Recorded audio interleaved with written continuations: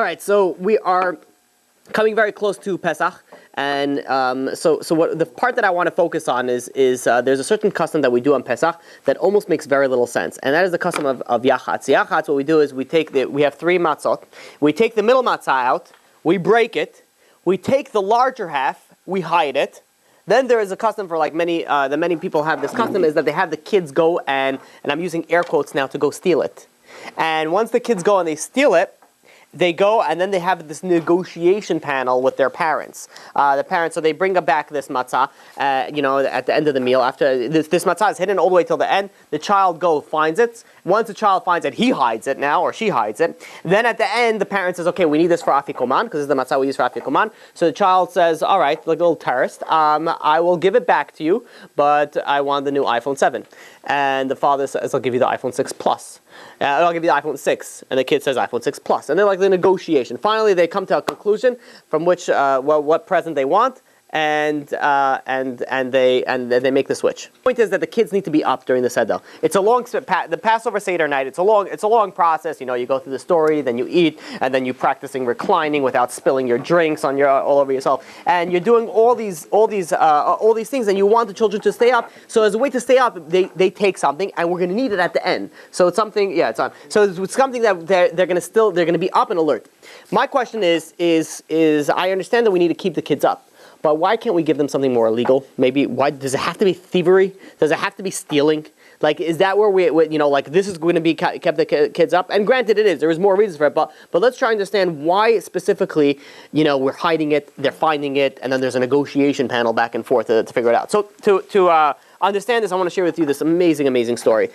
This story happened in the time of the Holocaust, and there was once a couple. I'm sure you guys know these. There's certain types of couple that everyone's like, okay, this is like the perfect couple. Like these guys were meant for each other. Like this woman, this was this type of couple. The woman was, an unbelievably beautiful woman, and the guy was unbelievably handsome. Both have unbelievable midot. They have great character traits.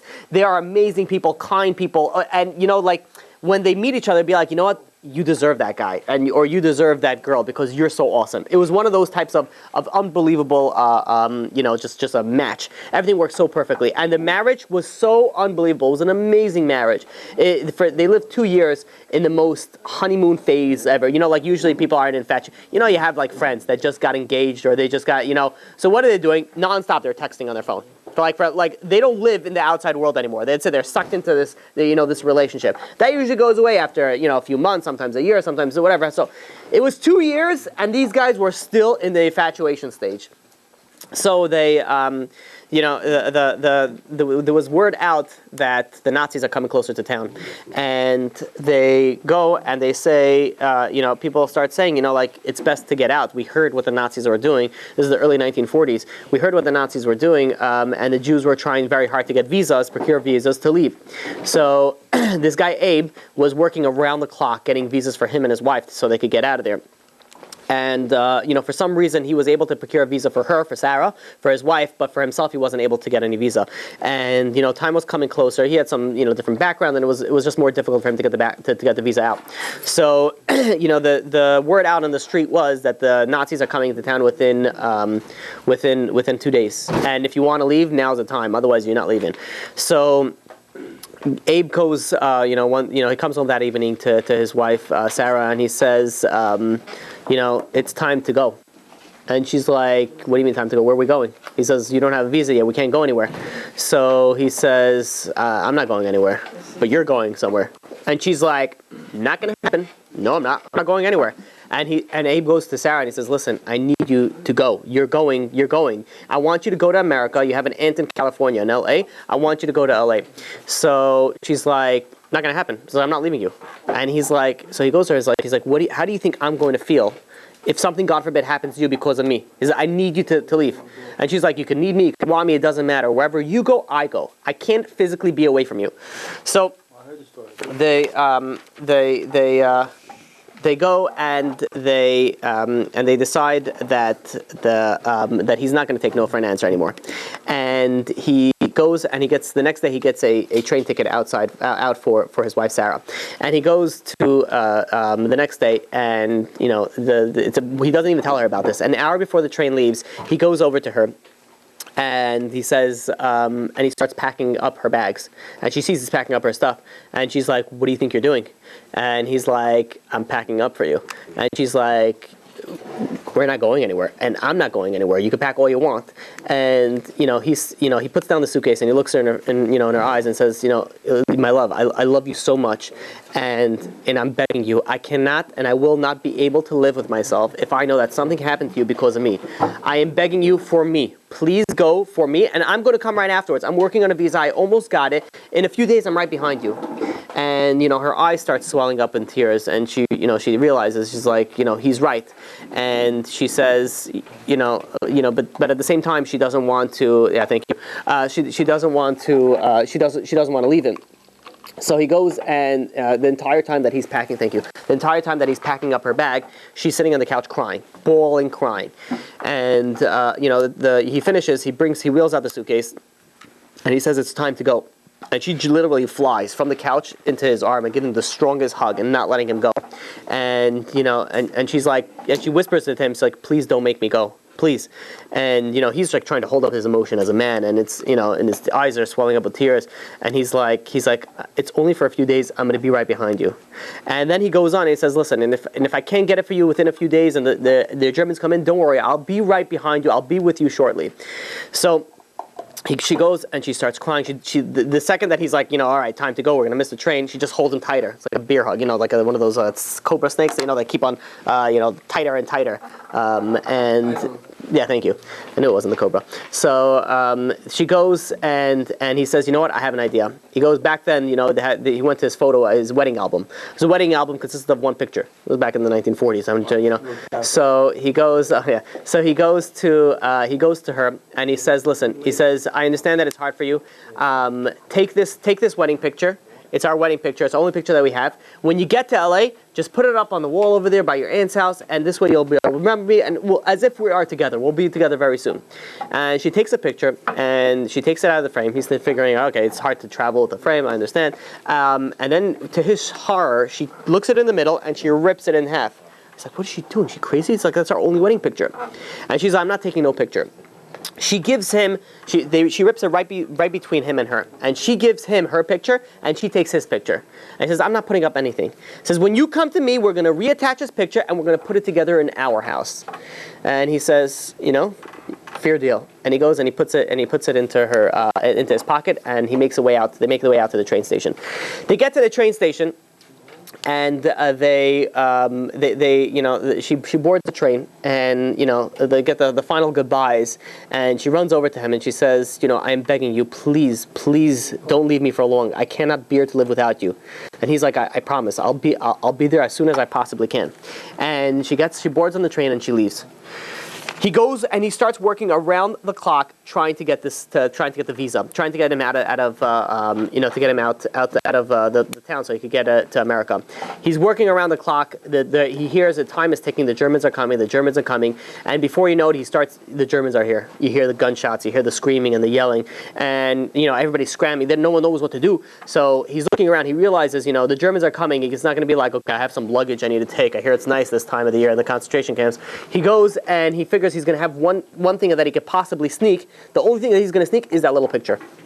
And he goes and he sews a secret compartment to his coat, and he slips that picture inside over there.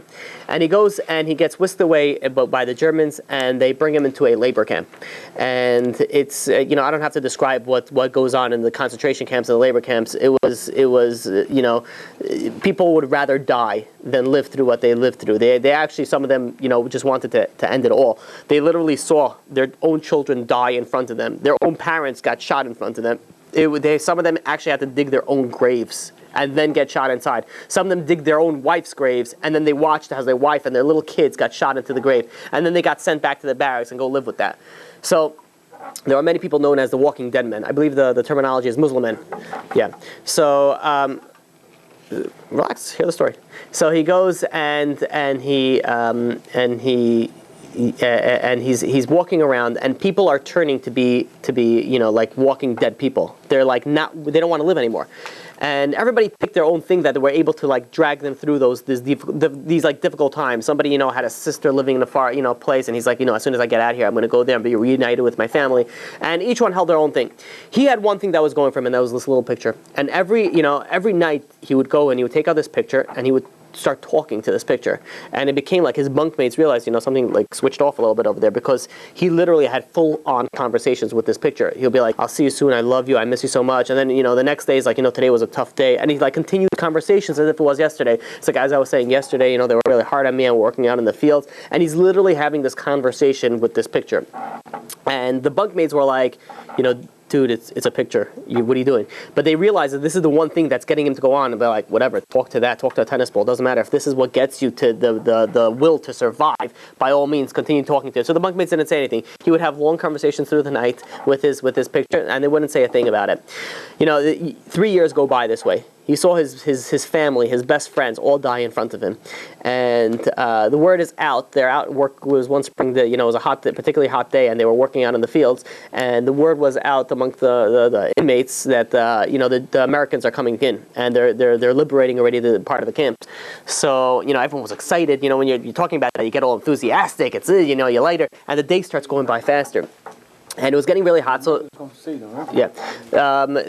He takes off his. They all take off their coat. They throw it in a pile, and they're working out. They're talking and be like, "Oh, what are you gonna do when you get out?" Like, "Oh, I'm gonna get a hamburger." No, it says, I'm gonna go see my family. I'm gonna go. Everyone said what they were going to do. So, the end of the day, they get round up and they start marching the way back. Halfway through the way back to the barracks, the guy Abe suddenly realizes, oh my God, I left my coat over there. And he's like, this is her. He's like, so the guys were like, forget about it. It's hot. We don't need the coat. We'll get it tomorrow. Be like, dude, it's not about the coat. It's what's hidden inside there. I got my picture inside there. So he was going bananas. He was like, I need to go back. And he's like looking away for it to break away. And the guy behind him literally like pinches him. And he says, you're going to stay right here. He says, don't be an idiot and run out of line. Because if you run out of line, and the Germans are very meticulous. If you slipped out of line, you got shot. They shoot first, ask questions later. They shoot first. They don't even ask questions later. They just shoot. So he goes and he's like, you know what? You're right. I can't do it now. He gets back into the bunk and he becomes this nervous wreck. He's walking back and forth. He's like, I need to get the picture. And he goes, who am I going to talk to? I need to get a picture. And he's like, you know what? And he speaks to his bunkmates. He's like, tonight I'm sneaking out. I'm going to get my picture. And the bunkmates were like, you're doing no such thing. That's a death sentence. He's like, what are you going to go get a picture? You heard we're getting liberated in a few days. Just wait. Better to be alive. Speak to your wife when you're alive. What are you going to be worth a dead man with a picture? So he's like, no, I can't. Going back and forth. When there's one guy in the bunks that in his bunk, he stands in front of the door and he goes to him and says, listen, Abe. He says, over my dead body, are you crossing over this threshold? You're not. I lost enough family over here. He says, you guys are all I have left. I'm not losing another brother. And Abe saw that. He realized that he's not getting anywhere. And he's like, you know what? Fine. He gave in. He says, you know what? Fine. We'll take care of it tomorrow. And they all go to sleep. They're all laying in bed. And meanwhile, everyone, from the exhaustions, from the work, and from the stress, they all just pass out. And Abe is sitting there wide awake. He can't go to sleep. Usually, every night, he has a ritual. He speaks to his wife before he goes to bed. And he's trying to make himself dizzy. He's going back and forth. Nothing is doing. Sleep is not coming. Hour goes by, 2 hours goes by, and he's like, you know what? Forget about it. I can't. He gets up. He's like, I'm going to get the picture. He's like, I can't. What happens if a raccoon takes it? What happens if this takes it? So no. So especially not in their situation. So he goes and he peeks out through the back window in the bunk. He sees that the coast is clear and he jumps out the back window. Now these were all heavily guarded, but the inside itself there wasn't a guard in every bunk. So yeah, the whole area was guarded. Was the fence then everything was heavily guarded. But inside the camps you would be able to sneak around. So he sneaks out of the back and he goes behind bunk to bunk in the shadows, waiting every time, and every so often there's German SS officers patrolling. He stops by, he sees a German, and he hides for like a half hour to make sure that the coast is completely clear. He's like, I'm going to do it, but I'm going to do it right. So I don't care if it takes me 2 hours or 3 hours. And he goes and he starts making way from shadow to shadow, from bush to bush, literally like what things would have taken normally a half-hour walk. It took him over 2 hours to get there. He nears the work area that he was, where he dropped his coat, and suddenly he hears a truck coming down the main road. And he's like a truck. He's like lights flashing. A truck is like it's like 2 a.m. Germans don't come in at 2 a.m. with like a late delivery. Germans, everything was meticulous. Everything was to the T. They never come in. He's like, why is there a truck coming here? That's very odd. And he started getting very nervous. So he hid. He hid for another half hour to make sure there was no trucks coming and nothing out of the ordinary. Once he felt that the coast was clear, he gets up and he makes his way to the coat. The coat was in a large pile, so he grabs the coat and he swings it over, and he quickly grabs the back pocket to see if something is in there, and then he dashes back to his hiding spot. And he feels Fred. He feels there's something there, and he's like, okay, good. He feels relaxed. He feels like he's got his wife back, and he starts making his way back. And again, the same scenario. It's like from bush to bush, and suddenly he gets a little bit closer to his camp, and he hears shouting and loud noises and screaming, and he starts, his house now it's pounding. He's like, oh man, maybe I'm caught, I'm done. They hear something's gone, and he's sitting in the spot. He waits another half hour. He hears the noise dies down, and he continues making his way back to the bunks. About an hour or so later, he reaches his bunks, and he's going from shadow to shadow. The second he sees his bunk, he looks up and he freezes, and he sees the bunk light is open. And it's like 4 a.m. at this point. And he's like, why is the bunk light? It never happens that are open. And then he's like, oh no. He's like, they probably did this random check in the middle of the night. They did a head count, and they see that I'm not there. And he's like, this is not good. And he's like, what should I do? So he hides over there, waiting to see what's going to happen. He hears voices talking, and there's nothing happening. The lights are just open. So he's like, that's very odd. So he sneaks behind, from bunk, gets closer. He peeks into his own bunk from the outside. What he sees shakes his entire world. He turns white and he starts rolling on the floor back and forth crying. He sees the entire place was filled with blood. Bodies were everywhere. The limbs were like the Nazi went and that could be I said okay. So I apologize. So he goes and he's sitting over there, and I didn't realize I said it over here. I apologize. So but it's an important lesson. So he goes and he starts waddling back and forth like a baby on the floor. He gets in his fetal position and he's walking back and forth. He's like, I killed my brothers, I killed my brothers, I killed my brothers, and he's literally going insane. He's like, he thinks that they did a random spot check in the middle of the night. They did a head count. They saw one person was missing, so the German officer said, where's this guy? That's what happened. And they said, they didn't want to give him up, so they all died because of me. And he's like, no, he's flipping out. He's going crazy. And as he's crying, he looks at the next bunk over, and he sees that their light's open also. And he's like, wait, that's odd. He's like, why is their light open also? So he climbs into to the next bunk. He peeks in, same scenario. And then it dawns upon him. He says, you know what happened? He says, he heard this happening. He says, the Germans realize that they're getting liberated. The Americans are coming. So they try to kill as many Jews as they possibly can in order just to get, the most important thing was for Hitler was to get the Jewish people killed. And in fact, there was his advisors came over to him and says, if we take some resources away from the killing of the Jews, we'll be able to fight the war more effectively. He's like, that's not our prerogative. Our prerogative is death right now. That's what we need to focus on. So he could figure what his focus was. And he realized this is what happened. And then he feels a little bit relieved that wasn't because of him that they died. But now he's thinking, what should I do? What am I supposed to do? I'm literally, they're going to come back. The Germans are going to count the bodies. They're going to see that one is missing the next morning. And not knowing what to do, so he climbs into his bunk, tears flowing freely. He goes and he starts ripping his clothes and apologizing to his brothers as he takes their blood and he smears it all over his body. He figures the best thing that he could do is to blend in. If he blends in, then he will be able to maybe, pass on and maybe somehow survive. So he's sitting over there, he's apologizing, crying, and he's going over, and he, after like a few minutes, he gets into this like crazed, like sobbing spree until he passes out. He falls asleep.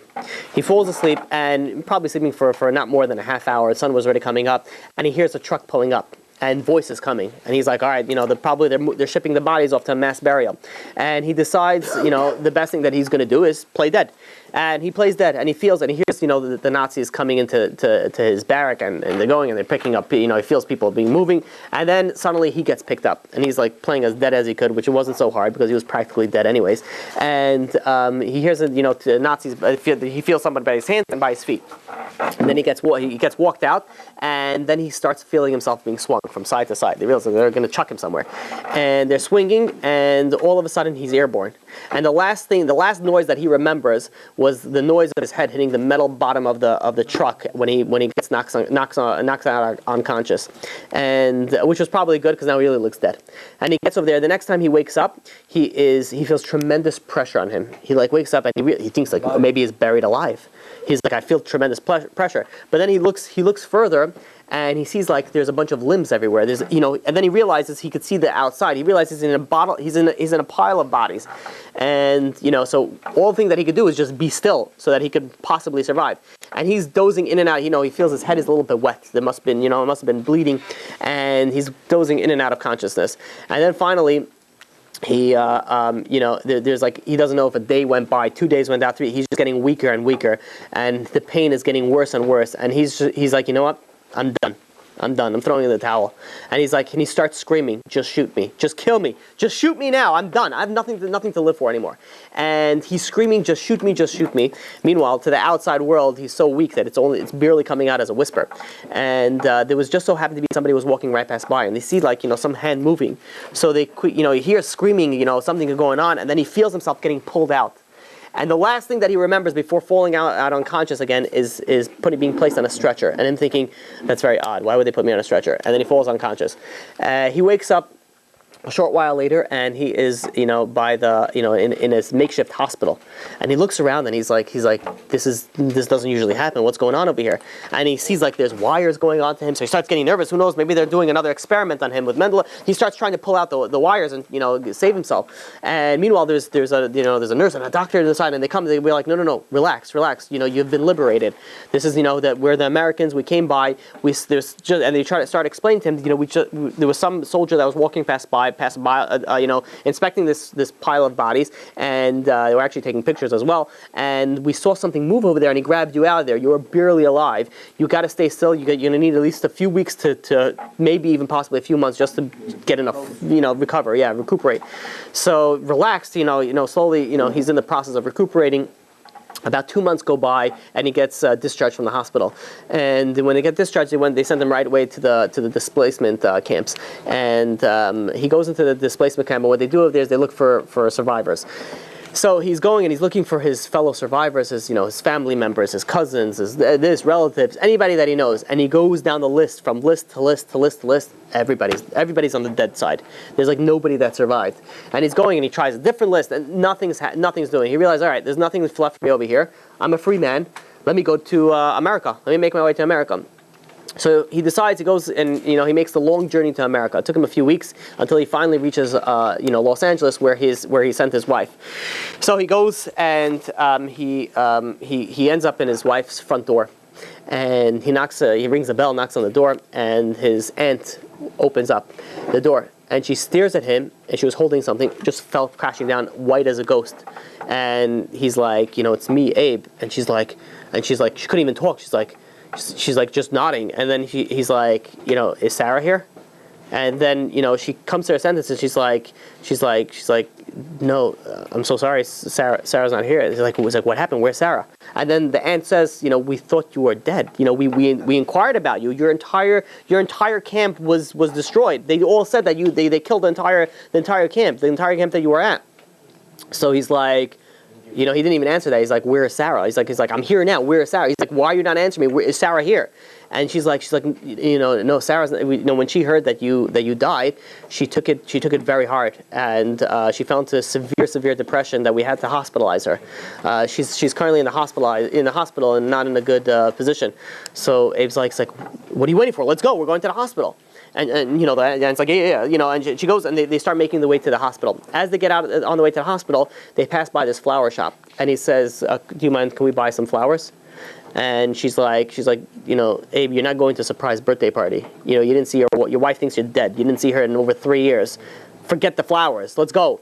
She doesn't need your roses. And he's like, listen, what do you think? The doctors are going to let me just walk in there? It's like the shock alone might kill her. If she's such in a fragile state, the shock alone might kill her. Trust me, we need some flowers.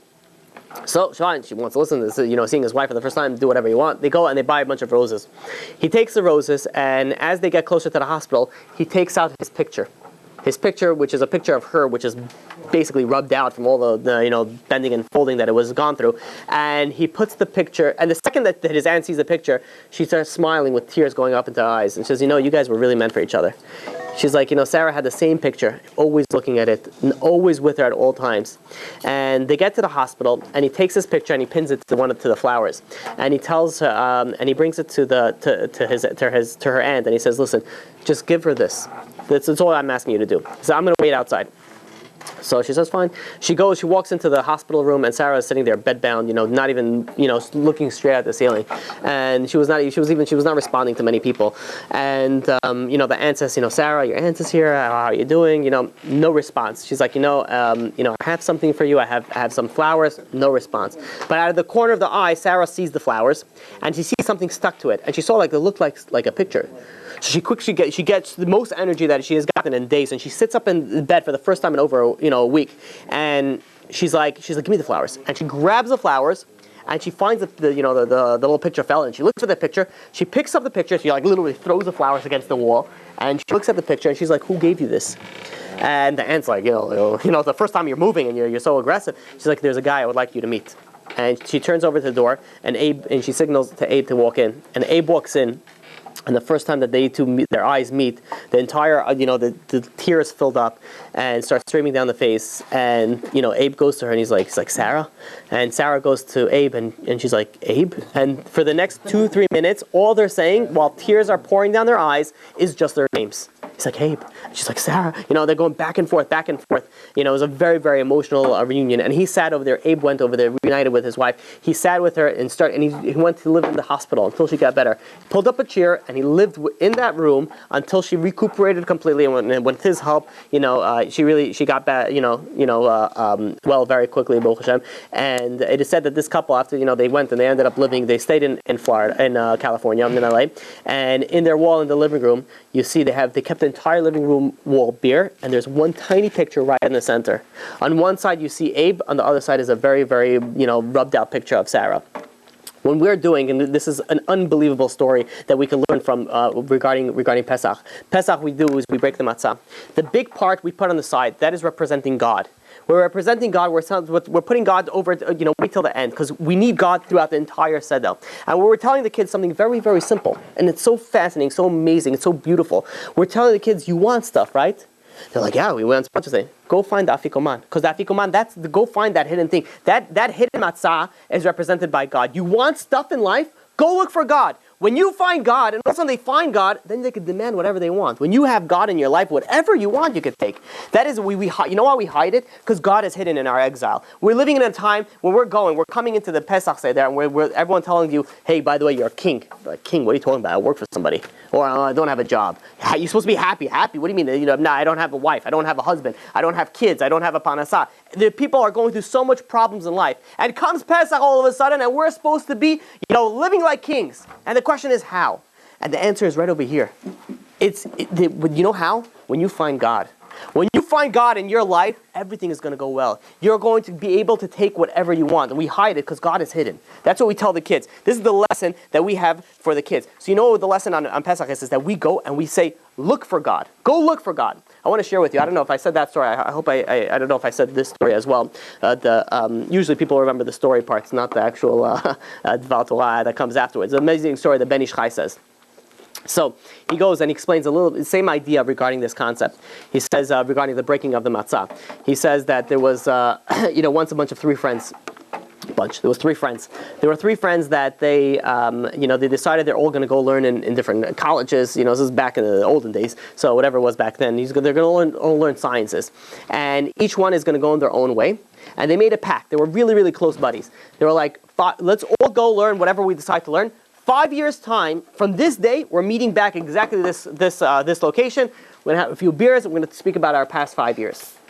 They made a pact, and fine. So they went on each in their own ways, and they met back 5 years later, and they're sitting over there. So they're all, they're drinking, they're catching up, they're hugging, and saying, "Oh, what's going on? A long time no see." So they all sit down and be like, "All right, let's share our wisdom. What did you learn?" Everyone says, let's see who learned the most, the most important thing.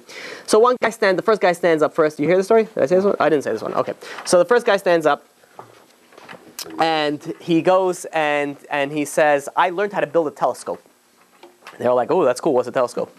So they're like, oh, very simple. It's like, I create this piece of tube that you stand over here, you look through this little hole, and you can see miles and miles ahead. It's tremendous. You're able to see very far ahead. They were like, really? And like, yeah, let me show you. And he builds it up for them, and he shows them, and he says, you can see very far away. They're like, wow, this is sick. This is unbelievable. They go to the next guy and says, what did you learn? He says, I learned how to build a car. I'm a mechanic. I know how to build an automobile. They're like, well, what's an automobile? It's like, oh, let me show you. You know how I got here? He says, how did you guys get here? He says, oh, we walked. He took a horse. Guys are old school. He says, look down there. And you see this makeshift car with like wheels, and be like, what is that, a wagon? Where's your horses? And he's like, oh, I don't need horses for that. I go in there and I drive. I could travel long distance in a very short period of time. And they were like, wow. It's like, bless you. I was like, that's really cool. That's really amazing. So then they go to the last guy. Says, so what did you learn? He says, I know. I learned medicine. I went to learn medicine, and I found a medicine. I was able to create a medicine that cures any illness. They're like, wow, that's pretty impressive. So they were like, listen, we're all hanging out here. Let's use some of our technology. So the guy with the telescope says, listen, we're standing over here. We're about 2 miles out from the palace. We could see the palace from here. Let's see what's going on in the palace. So like, sounds cool. So he builds a telescope and he focuses on the palace, and they're all looking at the palace, and they see there's a commotion going on in the princess's room. They're like, what's going on over here? Why is there? They see doctors and everybody away, and they're like, they're looking for like 10 minutes, like they try to decipher what's going on, and they figure out that like, the princess is very, very sick. There's a bunch of doctors that are all over. So the guy says, all right, let's jump in my car and let's travel, see if we can help her. Maybe we can do something.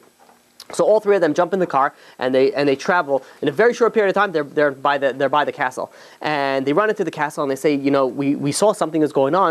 Is everything okay? And the people in the castle said, no, the princess is very, very sick, and she the doctors gave up hope in her. So the guy says, it's like, I'm a doctor. I learned medicine. He says, I actually created a medicine that cures anything. He says, do you mind if I take a look? And they're like, if you can do that, you'll be greatly rewarded. So they go and they rush this guy in. The guy goes and examines the princess, and he says, it might work. Yeah, I think it would work. And he goes and he gives her this medicine. And miraculously, very, very quickly, she starts, the color's coming back to face, and she starts healing. She starts getting better. She starts getting, and she's sitting up in her bed. And the king is like, wow, it's unbelievable. He's like, this is crazy. So the king goes to them and says, because all you three came together, you're all going to be greatly rewarded. 2 of you are going to be very, very high ministers. 1 of you are going to marry my daughter and be the next future king. He says, who is going to be the one who's going to decide? That's going to be up to you. You guys have to decide. All you guys have to know is for the rest of your lives, you guys are taken care of. Who is going to be the next, the prince who's going to marry the princess? That you guys have to decide. So each one was arguing and be like, listen, I made this telescope. I should really be the one, because if not for me, you guys would have been still over there. You wouldn't have known that anything that's happening over there. So the guy says, true. But I created the car. Hey, what good would your telescope? And we would have still been over there. By the time we would have got there, the princess would have been dead. So everyone else is like, good point. And then the guy with the medicine says, what would have helped if you would have been there? If you could have came there, you could have seen it, you could have came there, but you would have done nothing. Without my medicine, I wouldn't have done anything. So the king sees that, it's getting heated. All the guys, the bros are, arguing with each other. He says, you know what? Let my daughter decide. Let my daughter decide. So they bring her in front of the daughter, and he says, listen, these 3 gentlemen are the ones that saved you. You're the one who decide who you're going to marry. So she goes to the guy to the telescope first and says, you know what, you're right. If not for you, we wouldn't have been here. But to be honest with you, I don't really need you anymore. I mean, you are really, really, but I don't really need you. And she goes over to the guy with the car and says, you are really, because of you, I was saved. Really, it was because of your invention. But I really don't need you anymore. And she goes to the guy with the medicine. Says, listen, if I ever get sick anymore, I'm going to need you. And that's why I choose you. I choose you to be the one that I should get married to. So the story, the Ben Ish Chai explains us this. He says we have 3 partners to create. To every creation, we have 3 partners. You have your mother, your father, and you have God. Now, which is the most important out of all the creators? God. Is God. Why? Because even your parents need God. And you're coming in there and you have 3 parts of the creation, and God is the most important one. You know why God? Because we need God in every single step in our life. And what we're doing is we're taking the matzah, we're breaking it. And we're putting this matzah all the way till the end, because this matzah is representing the fact that we need God. And we're telling the kids and be like, we're saving it till the end. You know why we're saving till the end? Because God is what we need throughout the entire meal. We need to do God through the entire Seder, the entire going out of Egypt. We need God. And that is the symbolization of us breaking it and putting it on the side, and the kids finding it. It's not just a ritual, it's a lesson that we need to learn for ourselves. Forget about the kids even. It's something that we need to learn for ourselves, that what we need most in life, and what we're going to be the most successful in life, is when we realize that we got to look for God. And when we find God, we realize we got everything. And this is, this brings us to another point, when you think about it.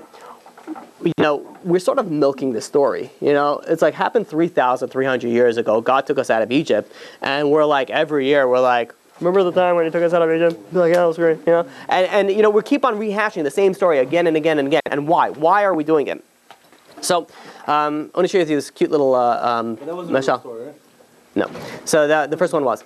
So Did you say it was? first one was. First one. Yeah. First one, So not the second one. Yeah. he goes, and this is an interesting story. So let's make this interesting. So there was once this guy living, you were visiting, let's make this story about you. You were visiting Mexico, and you run into this family, great family. Problem was that he what? No, not Cancun. No. So you go in there, and you meet this family, and this family turns out they work for El Chapo. Pablo Escobar. Pick your choice, depending how old the story you want it to be. And so it's Pablo Escobar. It was a while ago. All right. So he goes, and it turns out that this family sort of backstabbed Pablo Escobar, and you don't backstab Pablo Escobar. That unless if you want to live, you don't. So he put a bounty on their head, and it says the whole family. I want their heads over here, $1 million a pop. When you put a number like that, they're not surviving very long. No, they're not surviving long at all. The wolves are hungry. Yeah, that's right. And Daddy's paying. So so you're sitting over there and you hear this and you hear the news, and he says, you know what, you got a liking to this family. It's a nice family. Did a stupid thing, and he says, you know what, I'm gonna save you. Get in my van. I'm traveling back to the States. I'll smuggle you in. So they go. And they smuggle and they're like, really, you'll do that? You're risking your life, because if they catch you with us, you're dead meat too. So he says, I don't know, you guys mean a lot to me. You guys have kids. No, come with me. And they go and they start traveling, and they somehow miraculously made it across the border. But he didn't just drop them off at Texas over there. It's like, probably those guys are over here also. So I'm going to put you where you're really safe. And they started traveling across country. And, this guy who was saving them was a little interesting guy. He says, we're only eating 7-Eleven. We're only stopping in 7-Eleven. That's just the thing that he decided. And for like 2 weeks they're traveling. All they live on is whatever 7-Eleven sells. And they're going, and they're traveling. And and they get to, they go. So it was whatever's comparable to 7-Eleven. They go, and after 2 weeks of traveling, he finally feels like they're very, very far away. Nothing to do with Pablo Escobar. I feel they're going to be safe in this kick town in the mountains. And be like, here you're going to be saved. Here you're going to be okay. You give him some startup money. Start yourself up over here. And the father there's with tears in his eyes, and he's like, you did more than I could ever imagine. I could ever possibly thank you for my family. You saved my family. What can I do to repay you back? Anything that you want, I can repay you. My life is in your hands. And you're like, don't worry about it. It was nothing. It was like a finger. I took you out of Mexico without any issues. So he says, really, I would love. The father of the family says, I would love to just, you did. Let me do something for you. He says, nothing. Don't worry about it. As you're leaving, you're like, you know what? And be like, you know what? Maybe you could do something. And the guy turns around and is like, anything. He says, we traveled for about 2 weeks. And the guy's like, yeah, I know, I really appreciate it. It took a long time. He says, yeah. But what I want is the first 2 weeks of August is when we travel. What I want you to do at the end of time is I want you for every 2 weeks, in the first 2 weeks of August, all you eat is 7-Eleven. Nothing else. I want you only to eat 7-Eleven. So the guy's like, can I send you a card, 7-Eleven, why? He's like, oh, no, I'm not finished yet. He says, I want you to retell the story of how I saved you every single year. Every single year for the first 2 weeks in August, you're going to tell the story how I saved you. Be like, can we do something, else? Can we do something else? So give me a second. So then he goes and he says, no, this is what's going to be. He's like, what? Fine. Whatever you want, I'll do it. The question is this is what happened to us by God. God took us out of Egypt, and we're reliving the entire scenario. and we're eating matzah because that's what we ate when we left Egypt. But why? What is it that we're constantly reliving our past? Why are we doing that? And the answer is that we're not. We're not reliving our past. And this is something that gets very, very confused when people come to Pesach. It's not something that happened many years ago and we're just reliving it. The Chazal tell us, the Torah tells us that when we say the story of Mitziat Mitzrayim, we're saying it ki'ilu, that we went out of Mitziat Mitzrayim, which means we're saying it as if we went out of Mitziat Mitzrayim. And the question is asked, we didn't go out of Egypt. At least not that we remember. We're here. We're in New York. What Egypt? Some of you have never maybe been to Egypt. What do you mean going out of Egypt? And the answer is that Egypt represents something that people go through sufferings in life. Every year we have through our own troubles, our own tribulations. We have our own problems in life. And just like God took us out of Egypt 3,300 and somewhat years ago, so too in the future, and every single year, comes Pesach and we realize that God is going to, just like God took us out of Egypt, God's going to take us out of our problems. We have money problems. Comes Pesach, we realize it's not anybody else. God is going to take us out. We're going out of our own Yetziat Mitzrayim. We're going out of our own problems in our life, and that is what's happening. But not something that we're reliving, something that happened a long time ago. It's something that's happening right now. Every single year when we're coming out, and there's some people, by the way, that they retell their personal stories. That, for example, people that left the Holocaust, some of them would actually retell how they got escaped. Comes out of the Passover night, the Seder, they would go and they would say that. Yeah. Lil Rabinovich explains, and he says, just like God did not send a messenger to take the Jews out of Egypt, so too that we have to realize that God is going to take us out of each of our problems. This is a very cute story that Ben Ish Chai says. I don't know if I said it here before, but there was once a guy who was traveling, and he was traveling, he was walking, down the traveling like the jungle, the forest, and when men walk, what do? They space out. I mean, you stop a man in the street and be like, what do you think about right now? The guy would be like, he'll be like in shock. He'll be like, nothing. A woman's walking down the street. You stop her dead in her track and say, what were you thinking about right now? She'll list like 17 things. It's like, what am I going to eat tonight? How am I going to continue with my diet? What am I wearing? What am I shopping? When am I going to turn that? When am I going to, there's like 17 things that she's going through. You all right over there? You're surprised that women think so much? All right. So, but men like space out. We're not, we do one thing. And the idea is also similar, you see a woman cooking, right? A woman who's cooking. How does she cook? She has a baby in one hand, she's talking on the phone, she's reading the recipe, meanwhile she's writing an essay somehow, and she's cooking. I see a guy cooking, he's like looking at the instruction manual and how to make this chicken, and and he cannot focus on anything but one thing. And then he's like, all right, what's original? He's like, anybody know what original? we have no idea. Unless we do everything, we're solely focused on one thing. Women are good at multitasking, men are less as good. So this guy is walking down the street, spacing out. He's walking in this jungle, and all he has is his walking stick. And he's spacing out, and suddenly he just comes up in front of him, he sees, literally like 5 feet in front of him, a lion. Yeah. And he's like, oh man.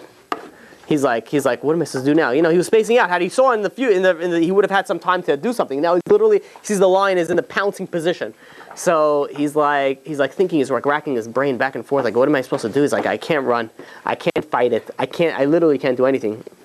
And he has this walking stick, and he says, you know what? He says, maybe this lion has been around other humans before. I'm going to pretend that I have a gun. And he takes out this piece of walking stick and he points it as a rifle, and he points it at this lion. And this lion is walking more and more closer to him, and he's staring, and he's going, and he starts shaking now. It's like the lion is literally like it's licking his lips. It's like his supper is right here, and he closes his eyes, sees the lion's right in front of him, and he shoots. He shoots. He screams like a bam. So from the loudest possible that he has to maybe scare the lion off, and he puts it as like bam. And he shoots his fake thing, and he waits a second. He opens his one eye, and he sees there's blood coming out of the lion's side, and he opens up both eyes, and he looks at the stick, he looks at the lion, he looks at the stick, he looks at the lion, and he starts smiling. He's like, I have a magic stick. Wow. He's like, this is crazy. So what he didn't realize is that there was a hunter 200 yards away that was seeing this whole commotion, and he was aiming his rifle, and the second that he screamed "bam," the guy just happened to shoot the lion. So he's walking away. This guy is thinking that he has, his walking stick is a magic stick, and he's ready. He's walking off, and meanwhile he doesn't. This is us in life. We're in life. We think that we close the deal.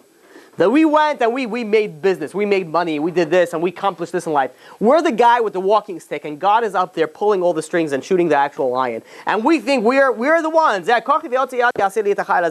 the one who did this. I'm the one who created this empire. I'm the one who did whatever it is that I think that I did. And we don't realize that it's nothing to do with you. It's all God. And one of the fundamental things that we learn from Pesach is emunah. We have to realize that everything is God. God took us out of Egypt, not us. We didn't go out of Egypt. There was miraculous stuff that we could never do. It was very obvious that it was nothing else other than God. And comes Pesach, every Pesach is an emunah building exercises. We learn faith. We learn about that there's nothing else other in our life other than God. When we realize that, you're really going out of your troubles. If you think about it, people have a lot of troubles. When do they start feeling better? When they realize there's a reason and purpose for things. Everybody, it says that when you come out, every Pesach, you come out of your own Yetziat Mitzrayim. You come out of all your troubles. When you realize that everything is God, and that God is in control of everything, and that everything happens to your life is only from God, and you learn that lesson, life becomes easier. Life becomes fun. And life becomes full of blessing. Unbelievable amount of blessing. It's tremendous blessing that comes from these things. It is so imperative, this lesson that's learned from Pesach. Do we have time for one last story? All right. So, this story I heard many years ago from Zachariah Wallerstein. Great story. So you have to listen to the details because it comes into afterwards. I don't think so. So what? I don't know. You got a question. Rabbi, when's Passover? I think April 11th. April 11th. You can Google it. April 10th? Yeah. 2017. He's going to Cancun. No, he's not. He's joking. So, there was once a king. There's a lot of stories tonight. You can learn a lot by stories. But the point is not to hear the story and be like, "Oh, cool story, good stuff. Let's move on in life." The point is to wake up and realize that you got to do something with your life.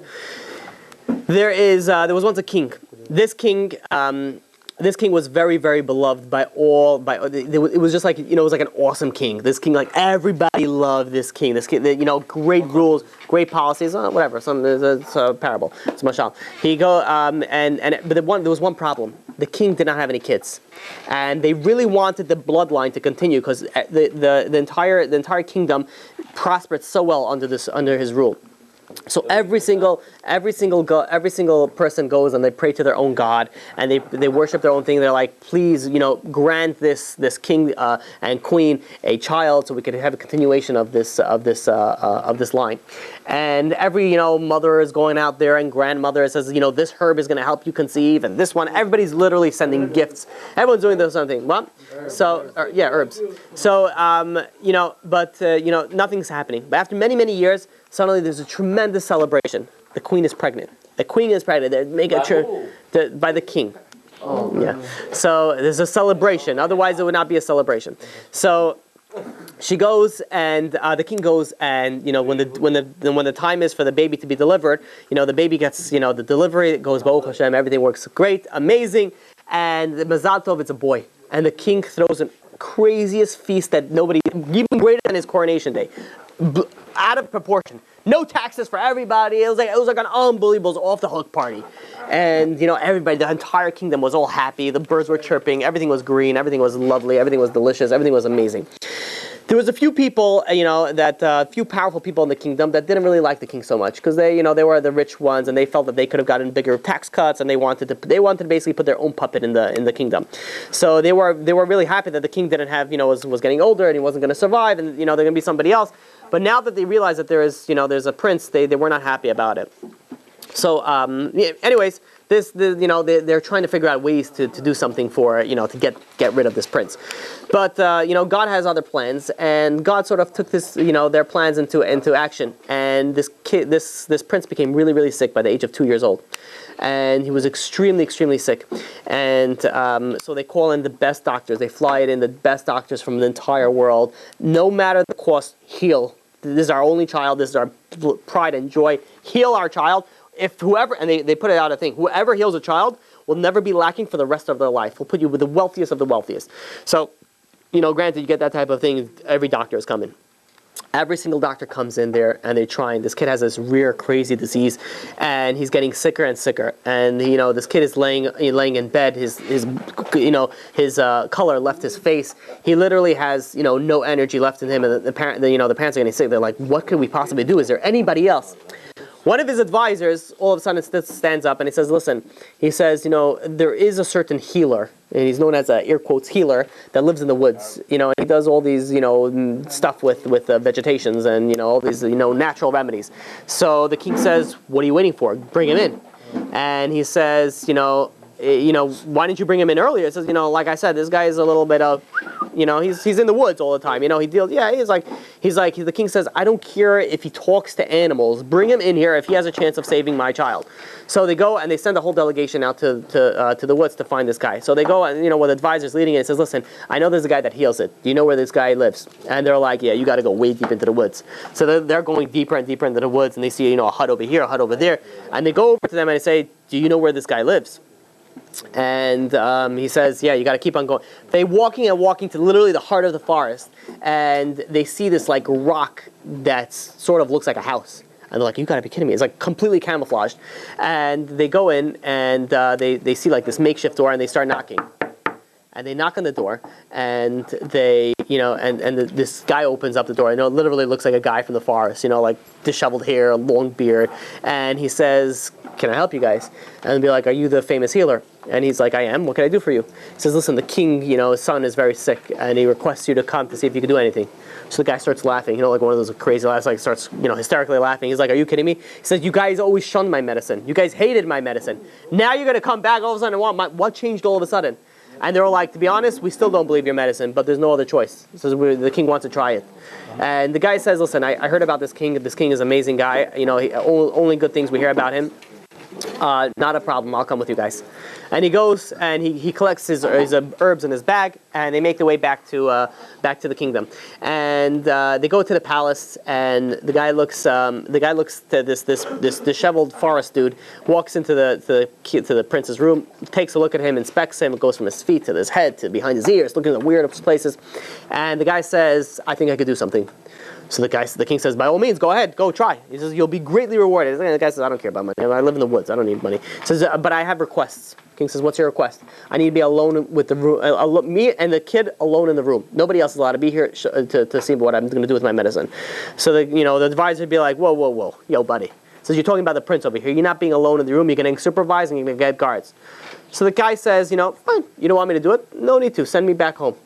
This is playing a tough ball. So the king says, no. This is, wait. This is, he saw his kid was on a deathbed. He says, do whatever you have to do. Whatever it is that you need, you have my full access. My kingdom is at your disposal.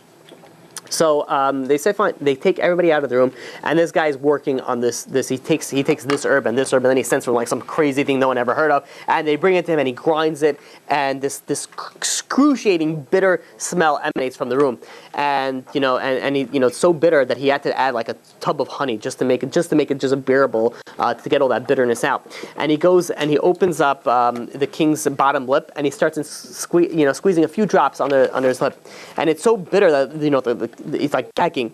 And every like 30 minutes he puts another drop under there. And after like 2 hours, suddenly the kid, he's like physically getting better. It's like this thing is like working like super fast. It's like crazy, like steroids type of situation going on. And he goes and he's getting healthier and healthier. And after about 3-4 hours, the kid is already sitting in his bed, from being on his deathbed to sitting on his bed. This little baby kid. And they open the door, and the king comes in, and he sees this kid. He runs over and gives him a hug. He's feeling warm. He was cold before. He's like, this is unbelievable. He says, where were you our whole lives? Your medicine is much better than our medicine. And the king goes over to him and says, whatever you want, it's yours. Anything you want in my kingdom, it's yours. Just name it and it's yours. The old man, from the forest is like, listen. He says, money, I don't need. Fame, I don't need. I'm a guy who lives in the forest. He says, but I noticed, as I was healing your kid, the kid is a bright kid for being so young. He was, he started asking questions. Very, very bright kid. He says, I have a lot of knowledge. And he says, I'm getting old on with my years. I want to teach him my knowledge. That's all I request. The king says, done and done. It's awesome. And the guy says, I have one more request. And the king says, what is that? He says, listen, your son is very sick, and he needs supervision under all times. And just in case if something happens, I want to request that I want to live with him. I want to live in the same room. So listen, I'm a man of the forest. I blend into the shades. I blend in. He's not even going to notice I'm here. The prince's room was bigger than most people's houses. He's like, I'm going to sit in the corner over there. No one's going to know I exist. I'm going to teach him in the day, and that's where I'll stay. And this way, if he ever gets sick, God forbid, I'll be right over there instantly, and I'll be able to heal him. The king was a little bit nervous about that because that's all weird. But he says, you know what? Fine, you did what you did. Figured, bless you. He figured, you got it. And fine, so this kid goes, and this old man moves in, and from the young age, he's trying to teach this kid a little bit, and he realizes the kid is too young. Says, we'll wait. And he's living in the shadows in this kid's room, just living his life. And a few years go by, and this this group of people that didn't like the king, got heard that they heard that the kid got better, so they have to revamp their plans, and they hired the best kidnappers in all the land, literally the most professionals.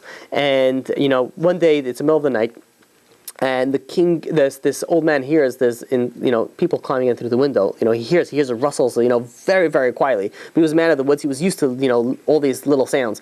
And he quickly gets up and he looks over there and he sees there's like 4 men that just climbed in through the window. And he sees they run right to the kid. They put something in the kid's mouth. The kid's doesn't open his mouth, doesn't do that. And they're within 3 seconds they're outside the window. It's well, these guys were crazy quick. They're so he's quickly thinking very quickly, what should I do? So he's I have, no, they kidnapped him. They wanted to kidnap him. He's I have 2 options. I start screaming for help, but if I start screaming for help, I'll be killed.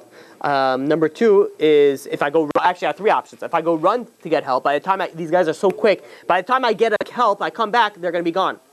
So he decides there's only one thing that I could do. I'm going to follow them. So he goes and he stealthily, he climbs out of the window and he sees these guys are like ninjas. They're flipping off the thing. And he's, shh, guys. So he goes and he jumps over. We'll be done in a few minutes. He goes and he's literally keeping up with them as a man of the woods. He's already used to this situation. And he goes and he runs from place to place. And he's trying to figure out a way to signal to the king, or the guards to get them. But they're so good, these people, that they're out instantly. All he's able to do is just run after them. So he runs after them. They go straight to the docks. They go straight to the docks and they load this, it doesn't even look like a kid anymore. They put him in a crate and they did a great job. And they load it right into this, to the ship. And he's looking around. It's the middle of the night. There's no one there. And he's looking back and forth. He's there's nothing that he could possibly do. And they're boarding the ship and he sees they're going to set sail. So he dives into the water and he swims to the back end of the ship. And and he basically holds on to that. There's one of those part of the anchor that's still holding on. He grabs onto that, and the ship sets sail. And he's sitting over there. And he's sitting there, night turns into day, and he's still sitting over there. He's when are they docking? And he decides, I got to get on. I can't live like this. I'm going to, So he goes and he, waits to the next night, and he sneaks back onto the deck, and he hides in the basement. He grabs and steals some food, eats some food, and he hides. He finds the kid over there, and he hides next to the kid, stealthily in the shadows. Nobody even knows that he's there. And they travel for days and days, and turns into weeks, and finally they end up docking in a certain place, and he sees the guys come down. They take the crate out, and he somehow manages to go, sneak right behind this crate, and he's following this crate. And he realizes, after they put the crate on the wagon, he's following the wagon, and they pull this kid out of the crate, and they put him in handcuffs, and he realizes that he's getting now sold as a slave. They realize, these people, I guess, they don't want to kill, they don't want blood on their hands, but they decide to kidnap him and sell him as a slave in a faraway land. So he goes and he follows them to the, he sees it's a 6-year-old kid by this point in time, or 8-year-old kid. It's who's going to buy this kid? So there was what? He's a prince. He's a prince, but no one knows that. They're not going to say he's a prince. So they go and they put this kid for sale. So they see a kid, everyone draws, who's going to buy a slave as a kid? So they're going, meanwhile there's this, fat duke that comes by, and he's like, you know what, I got a son, and he's the same age as this kid, and my son, is a mean kid, no one likes him, he's a big brat. I'll buy him a friend. Let me buy him a friend. So he goes and he goes to the bid and he bids on this kid. He bids on this kid and he wins the bid. So this fat duke goes, takes this kid and he brings it home. He comes home, he screams, "Dudley, I bought you a friend." And he goes, and Dudley comes waddling through, and he's like, "What you got for me, Dad?" And he's like, "Look, I got you a buddy. Here's a friend for you." And he's like, "Cool." He grabs him. This kid was Dudley was a rough guy, and he goes and he plays, and then they played together for about a few months. And this spoiled brat of Dudley Duke's son, he decides, he's like, I'm bored of this guy. I don't want to play with him anymore. So he says, "You know what? Send him back." So anyway, send him back. So the son says, "You know what? You know what would make me really happy, Dad?" He's like, "What will make you happy, Dudley? Anything that you want, you'll do. Make him work in the kitchen. I want to see him work. He's like a sadistic little twisted kid, and he says, "I want to see this 9-year-old work." Guy, the Duke says, "Do whatever you want. So it's your friend, it's your slave. Do whatever you want with it." So he says, "Fine. You're working around in the kitchen." So now this kid, this prince now goes and he starts working in the kitchen, and he's working in the kitchen, and then he starts working, and he works the brutal, the heat and this, and he's cleaning like the man version of Cinderella, and he is going in there, and he's life is just brutal for him. He wakes up, he's a slave, he's this, and years go by. And 10 years go by, 12 years go by, and all he remembers is only being a slave. He blocked out already anything that was previous. And meanwhile, throughout all this time, this old man was sitting over there, and he was watching what was going on, and he was trying to figure out, I need to get away to save this son. But he didn't want to leave the country, go to the kingdom, and call somebody back, because then he's like, that's not gonna. It's gonna be terrible, because they'll sell him to somebody else, and I'll lose him. So he started sending letters. He started sending letters to the king. He says, "Listen, I know where your son is." And this is, he constantly tried a way of smuggling him out. Nothing was doing. When nothing was doing, he started sending these letters. Meanwhile, back in the palace, everything was going haywire. The king found out that he's like, whoever gets me back, my child, endless reward. And they send out, spies throughout the entire land. They send out the pictures throughout all the kingdoms in the nearby region. Says, if you see this kid, bring him back. And if you don't bring him back and we find out that's there, then we're going to full-on war with you. Literally a threat, and like the entire kingdoms were torn apart trying to find this kid. But they realized this, and they brought them to even a further away land. And meanwhile, there was a reward if anybody brings back this kid. So a few years go by, and people start saying, "Oh, I found your kid." And the king says, "Yeah, bring him in." And they bring him in. It's like, this is obviously not their kid, and it's like the boy who cried wolf. Eventually, the king, gave up, and he says, there's so many people trying to claim this reward and saying that they found the prince, and they're bringing some random kid in. He says, "I don't believe it anymore." And this is when the letters started coming in from this old man saying, "Listen, I have the prince. I know where he is." And the king says, "Yeah, you and everybody else, I don't believe it." And that's why he didn't even send anybody. So it's been years. This prince is sitting over there, and as a kitchen slave, and doing, going through the worst horrors of his life. Finally, this Duke's kid, Dudley, decides, he's bored in life, and he's like in his early 20s. He's like, I want to do something fun. What am I do? He's like, I have a great idea. There's a certain woman who works in the kitchen, like one of those women, 450 pounds, has a full-grown beard. That in the beard has more beard, and she was literally like the Shrek of the country. And Dudley goes and he starts smiling. He says, "What we're gonna do? We're gonna make my old slave marry this woman." And he goes, he's like, "Oh, this is gonna be great. This is gonna be hilarious. This is gonna be a great wedding. We're gonna make a very fancy wedding too. We're gonna make it professional." Yeah, he was. So he goes and he calls his father and he says, "Dad, what's gonna make me happy?" And he's like, "Dudley, whatever's gonna make you happy, I'm there for you." He's like, "I want the prince to marry Mrs. Shrek." They codenamed her. So he's like, "Listen, Dudley." He says, "You put him through so much already." He's like, I know who this woman is. He's like, "Come on, she's gonna eat him for lunch. Don't do that to him. Give some mercy." And then he's like a full, grown man. He throws a tantrum. It's like, "Dad, I want this. Nothing's gonna make me happy. Why don't you want to make me happy? You don't want me to be happy. I want." Dad's like, after a while, like, okay, whatever. I don't have the headache for it. Whatever it is that you want, do it. Go, throw your party, do your marriage, do whatever it is. So very, he's so happy. He creates this professional, invitation. This slave with his marrying Mrs. Shrek, and it sends it out throughout the entire palace. And then he tells he wanted to be the one who tells the slave, the prince, and he says, "Guess what?" And he's like, "What, Your Majesty? Why are you so smile? Is there anything good news?" He's like, "Oh, it's great news. It's unbelievable news." And he's like, "What is this?" He's like, "You're getting married." He's like, I am. He's like, "What do you mean I'm getting married?" He's like, yeah, you're getting married to Mrs. Shrek. And he's like, "Come again?" He's like, "Oh, come on, please." And he's like, "You got anything but that, please? Anything that." And then he goes and he's like, "Oh, yeah, gotta get ready, get into shape. It's gonna be in 1 week's time." So the old man is still in the picture over here, and he hears what's happening. He says, "You know what? I gotta get this kid out of there now. This guy's a prince. He's gonna marry somebody. He's not gonna, he needs to get out of this duke's castle well before this wedding." And he goes and he sneaks into the palace, and he's waiting for this prince in his slave quarters, and he's able to sneak in very well. He walks in there, and the slave walks in depressed, downtrodden. He got the news that he's going to marry this witch of his, and he goes and he walks in there, and he gets a sudden shock of his life. He sees this old man he's never seen before in his life, and he's like, "Who are you? How'd you get in here?" He's like, we don't have time for that. Yeah. He said, doesn't remember him from back then. He said, we don't have time for that. We got to get out of here right now. He's like, who are you? I've never seen you before. He's like, you're a prince. And he tells us to the prince. He's like, I'm a what? He's like, you're a prince. You have a faraway castle, and you have a big kingdom. Your father and your mother really love you. They're like, what are you talking about? I'm an orphan. I was born and raised in the kitchen throughout my entire life. I'm no prince. And the old man says, no, you don't remember? And he's starting describing the palace. And the guy says, dude, old man, you're crazy. Get out of here. What are you doing over here? I had a rough day. Leave me alone. So old man seeing, he says, you know what? It's not going to happen. He goes out and he starts collecting a bunch of herbs. He collects a bunch of herbs and he starts making the medicine, the bitter medicine that he made years ago. And he comes back to him a few hours later, and he's like, he pops up into his room, and he's like, how do you keep on getting in here? And he's like, the old man's like, enough of that. He says, I have something I need you to drink. And he's like, dude, this is the first time I've seen you in my life. Maybe it's poison. He's like, what, are you gonna kill me? And he's like, listen, I saw Mrs. Shrek. You better hope that it's poison. And then the prince is like, you know what, good point. And he says, yeah, whatever, I'll drink it. I don't care at this point in time. And he goes and he takes a little sip and he spits it out. The thing is so bitter. He's like gagging. He almost threw up. He's like, what? Can you kill me into something more decent than just something so bitter? He's like, relax. This is not something that's going to kill you. I want you just to taste a little bit. And he puts a little bit under his tongue. And he's like, this is disgusting. And he's like, just one more drop. He puts another drop. And he's like, this is terrible. But then as he's tasting it, he says, you know what? He says, I've had this before. I've had this bitter taste in my mouth before.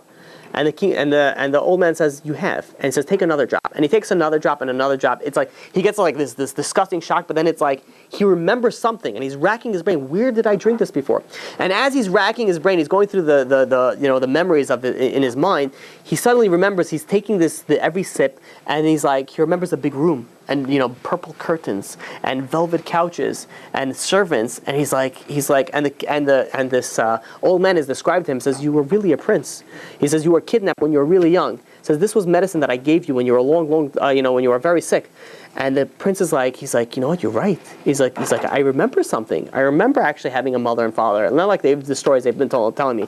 And the old man says, listen, we got to get out of here now. I've been trying to get you out of here for years, but there's no luck. But we're out of time. We're getting out of here right now. And he goes and he basically somehow smuggle this guy out of this duke. They go and he teaches him in the forest for like 2 days on how to be stealthy. And he says, we're going to sneak on a ship and we're going to go where it takes us, because everyone's going to look around for the runaway slave. And they're able to go, and they go from place to place. For months of traveling, they finally end up in the kingdom. And this old man's so proud. He walks up to the gate and he sees like the entire place does not look like it used to. Everything is broken, and everybody went into depression over there. And he goes over there and he goes to the king and queen who was still alive, and he says, your son is home. He send messages to the son. So the gates where they were like, are you kidding me? You're like the 1.5 millionth person that came over here. It's like, get out of here, old man. The son is dead. They know it. And he says, listen, I'm the old man that saved the son's life. You don't remember? I'll tell this to the king. He says, tell him the guy the old man from the woods is back with his son. And all I'm asking for is 2 minutes of his time. So they send this message to the king, and the king says, I remember that guy. He says, we thought he fell off from the face of the earth. In fact, they thought that he was actually in it, because he left with, they thought that he was in it. It's like, what's going back? So he says, bring him in. Let's see what he has to say. So they bring him in, and he's sitting over there, and the king and the queen is over there. They're all still depressed. They're looking down. They didn't even look up. They didn't even turn around from the chair. They're like, what do you want, old man? He says, were you the guy who kidnapped him? He's like, no, what are you kidding me? It's like, I was following you. He's telling him the whole story. And the king's like, yeah, sure, you and everybody else with their stories. And the old man says, listen, all I'm asking you is look at your son. Just look at him. Just take one. You could see he looks like you. And the king picks up his head and he stares at him. He's like, that does look like me. And he looks up and he's like, is that you, my son? And they get reunited, and there's a tremendous. He goes to the old man and says, I don't know what I could do for you. He says, you saved my son twice.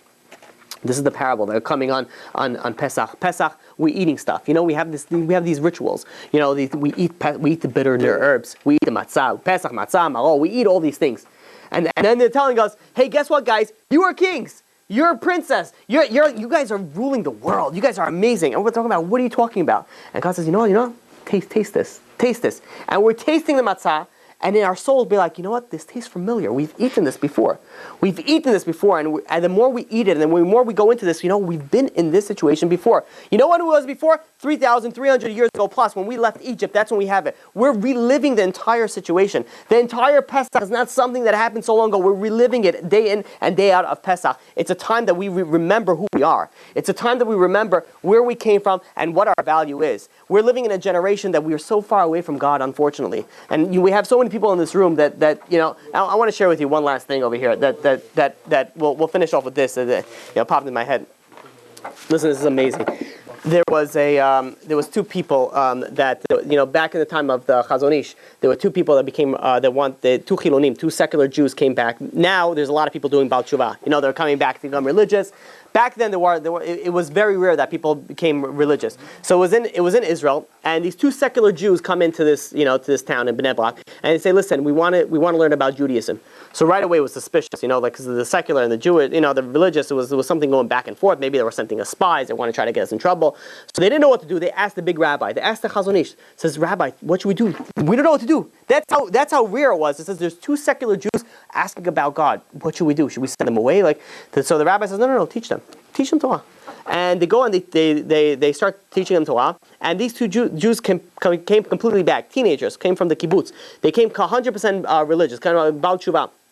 So afterwards, they went back to the Chazon Ish and says, "Rabbi, tell us, what merit does these two Jews have that they came back to religion?" So the rabbi says, there was, back when, and think about yourself, says all your ancestors, they were religious at one point in time. They were religious at one point in time, and there was somewhere down the line that one child decided, not to be religious anymore. And you know how hard it is for a parent to see that the child is not religious anymore? There's nothing more that it hurts them more as a religious parent that sees that their child doesn't want to become religious. So what do? They started crying to God. And they cry and they cry and they open up the Tehillim and says, "God, please bring my child home. Bring him back to the fold. Bring her back to the fold." And God takes those prayers, and not always can He use those prayers for that particular child, because that particular child used its own free will to go out of the fold. And if God forces this child back in, then it's not using his free will anymore. It's inhibiting the free will. So God takes those prayers and He puts them on the side. He puts them on the sides and He saves them. And then that's what we see now, a generation that there's so many Jews that are coming back, becoming religious. And so you want to know why they're becoming back religious? Because of their parents, because of their grandparents. Now I'm looking around the room over here, and it's fair to say that many of you guys, your parents are not that religious. So, but you're on a Tuesday night, we're 11:47 at Tuesday night, close to midnight, you're sitting learning Torah. You ever wonder why? There's so many of your friends that are watching movies now. Maybe they're in bars, maybe they're sleeping. But yet you guys are over here and you're sitting and you're learning Torah. You ever wonder why? And I'll tell you the secret why. It's because you had a grandparent that shed tears and cried and says, "Please bring back my child home. Please bring it back." And you know what? And God says, "You know what? I'm going to hold it up. Because it's going to be a Tuesday, and Avenue C is going to bring back your child over there. And we're coming over here. This is the time that we realize who we are. And we have to realize who we come from. We're not just a nation that just out of the blue, we have some history. We're not. We're not reliving an old past. We're reliving the future. We're reliving the present, and that's right now. And you got to take this into your control. You got to take this into your mind. This is the time where you go and you realize, I see God. This is the time in Pesach when you realize, I see God and I realize who I am. Make your parents proud. Make your grandparents proud. I guarantee you're here today because you have some grandparents that cared a lot about God. And they're looking down at you and they're saying, please make the right decision. And I'm coming to you and I'm saying, please make the right decision. We're coming to Passover. Make sure you keep it the right way. We're coming to Shabbat. Make sure you keep it the right way. You don't know what you're going to do for your parents. And B'ezrat Hashem, may this year we have tremendous success. And we'll see complete returning to God. And when we see the true salvation of the Pesach, may we all get out of our own exodus and our own troubles and tribulations. And we all have a complete salvation, a complete Yetziat Mitzrayim from our problems. Hazak Ba'or.